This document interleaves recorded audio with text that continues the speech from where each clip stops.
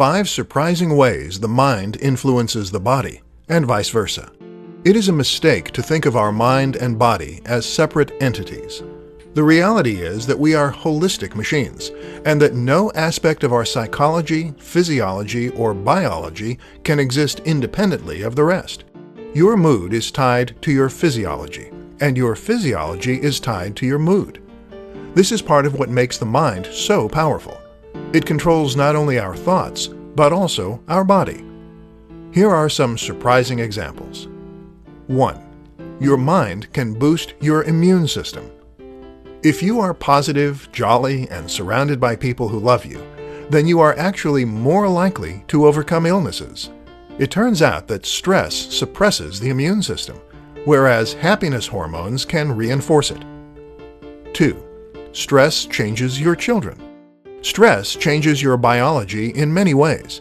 It can even change the way that certain genes are expressed, and that means you can pass those changes on to your children. Surprisingly, if you are very stressed when you conceive, your children are actually less likely to be stressed in life. 3.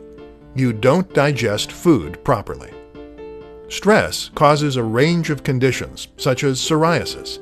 But did you know it also prevents you from properly digesting your food? This can actually lead to malnutrition, even if you are eating properly. 4. Your gut changes your mood. So your mood changes the way your gut behaves. But did you know that this relationship is a two-way street? You see, your gut contains nearly as many neurons as your brain, and the tiny bacteria that live there actually produce neurotransmitters that can affect your mood. This is why the gut is sometimes referred to as the second brain. 5. Embodied cognition.